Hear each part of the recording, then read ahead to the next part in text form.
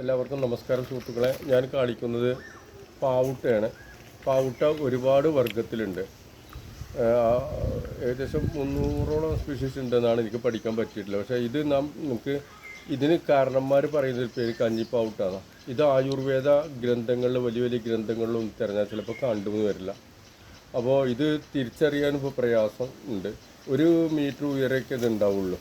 അപ്പോൾ ഇതിൻ്റെ ഇല ഇങ്ങനെയാണ്. ഇതിൻ്റെ ഇല ഇങ്ങനെ ഒരുതരം ഉരുണ്ട രൂപത്തിലുള്ള ഇല. പിന്നെ ഇത് നല്ല മിനുസുണ്ടാവും. ഇലയ്ക്ക് നല്ല മിനുസുണ്ടാവും. ഇതിൻ്റെ വലിയ പാവുട്ടൊക്കെ പറഞ്ഞാൽ ഇല നല്ല ഓരോള്ള ഇലയാവും. അങ്ങനെ ഉള്ളൊരു വ്യത്യാസമാണ്. കുറച്ച് ഇല വലിപ്പം ഉണ്ടാവും. പിന്നെ ഈ ഘടനയിൽ മാറ്റം ഉണ്ടാവും. അപ്പോൾ ഇത് നമ്മൾ ഇപ്പോൾ ഇന്ന് ആളുകൾക്ക് ഇത് തിരിച്ചറിയാത്തത് കാരണം നമുക്ക് നഷ്ടമായിക്കൊണ്ടിരിക്കുകയാണ്.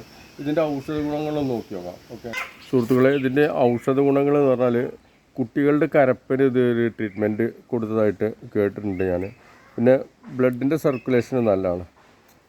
വിരേചനീയമാണ് ഈ സാധനം. വേരിൽ ഗ്ലൂക്കോസൈഡ് എന്ന് പറഞ്ഞ സംഭവം അടങ്ങിയിട്ടുണ്ട്. വേരിൻ്റെ തൊലിയിൽ മാനിറ്റുകൾ അടങ്ങിയിട്ടുണ്ട്. ഈ മൂത്രാളനമാണ് സംഗതി. ഇതിലൊരുപാട് കാര്യങ്ങൾ ഇതിനെക്കുറിച്ച് പഠിക്കാനുണ്ട്. കൂടുതൽ ഞാൻ ഇതിനെക്കുറിച്ച് പഠിച്ചും കൊണ്ടും ഗവേഷണം നടത്തിക്കൊണ്ടിരിക്കുകയാണ്. കാരണം ഇത് പറഞ്ഞത് മാത്രമൊന്നുമല്ല, അപൂർവങ്ങളിൽ അപൂർവം എന്ന് പറയാം നമുക്ക്. അത്രയും തന്നെ ഔഷധക്കഞ്ഞിയിലൊന്നും ഇത് ആരും ഉപയോഗിക്കുന്നില്ല. കാരണം ഇത് കിട്ടാനില്ല. അപ്പോൾ വളരെ കാടുകളിലും പല ഭാഗത്തും അധികം ഈ സാധനം ഉണ്ടാവുന്നത് എനിക്ക് എൻ്റെ അനുഭവം വെച്ച് മനസ്സിലാക്കാൻ പറ്റിയത് ഈ പാറ കെട്ടുകളുടെ ഇടയിൽ നിന്നാണ് ഇത് വരുന്നത്. നമ്മൾ നല്ല വളം ചെയ്തിട്ടൊന്നും ഇത് ഉണ്ടാക്കിയാൽ ഉണ്ടാവുന്നില്ല. അങ്ങനെ കുറേ സസ്യങ്ങളുണ്ട്. അപ്പോൾ അതൊക്കെ ഒരു ഭൂമിയിലെ തനതായ രൂപത്തിൽ വളരുന്നതാണ്. അപ്പോൾ അതിനെ നമ്മൾ സംരക്ഷിക്കേണ്ടതുണ്ട്.